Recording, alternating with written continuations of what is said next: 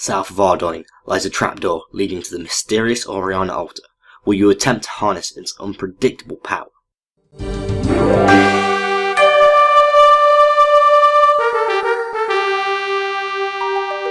How's it going, everybody? I'm Lewis and we've got a new update from the Old School RuneScape team. This is the Ourania altar. This is a piece of content that has recently passed its poll to get into Old School RuneScape. I believe that many players are familiar with it because it was in RuneScape 3, but if you're not, here's a quick brief of what it is. The Ourania altar is a new runecrafting altar where you use pure essence and you get a random selection of runes. Doing this will provide you with double the usual amount of experience for each of your runes crafted. There's no requirements for this altar, however, having a good combat level and magic level is recommended.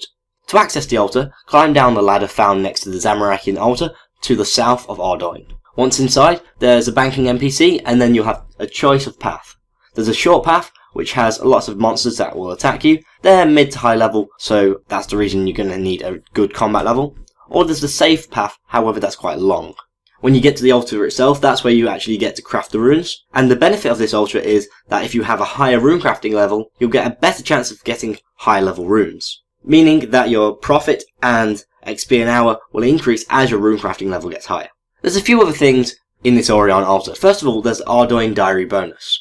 Now this came from another question from the Ourania altar poll. If you've completed the medium Ardounge achievement diary, you will receive additional runes when crafting essence at the Ourania altar. However, you're not going to get any experience for those. And this will always happen whether or not you've got the Ardounge cloak equipped or not. Next, Olya the banker. The NPC, Olya, is found just inside the entrance of the Ourania cave.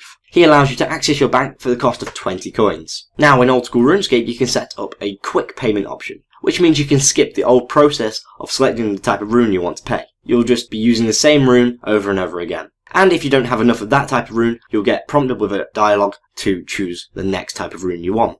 And finally, the Ourania teleport. If you've got the Lunar Spellbook, which requires the Lunar Diplomacy quest, and a magic level of 71, you can talk to Baba Yaga on the Lunar Isle to unlock the Ourania teleport. The Ourania teleport places you really close to the Ourania altar ladder, which means you can get straight into the Ourania cave and have a nice flow of runecrafting there.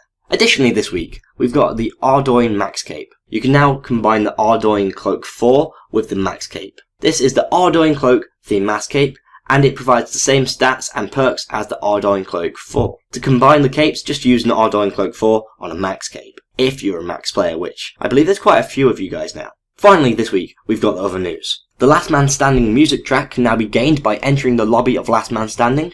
The Jekyll random event can now ask for a clean torso if you have one. They filtered some messages on the Rogue's Den reward trap. They've moved Count Check to the Lumbridge graveyard. The behaviour of the Dragon Dagger special attack has now been reverted so it no longer hits twice at the same time in PvM scenarios. And there's now a delay when trying to use fairy rings on Dead Man worlds and manually entering a destination code. This week's update seems very nice. We've got the Ourania altar, which is a nice piece of content. I do believe it's quite balanced, however I feel it was a bit unnecessary for Old School RuneScape. As well as that, the Ardounge Max cape is quite interesting because the Ardounge cloak is very useful, and obviously if you're a Max player, you want to wear your Max cape about. But unfortunately to me, this means there's so many Max capes out there, I get quite confused. If you want to discuss this update, please go on the forums or do so in my comments below. Click here to watch my video on the latest Old School RuneScape poll, rewards for raids and quality of life. And if you want to know what's happening this month in Old School RuneScape, please click here for October, the month ahead. If you've enjoyed this video, please like and share, and if you want to keep up to date with the Old School RuneScape updates, stat blocks and polls, please subscribe. I've been Noah, thanks for watching, goodbye.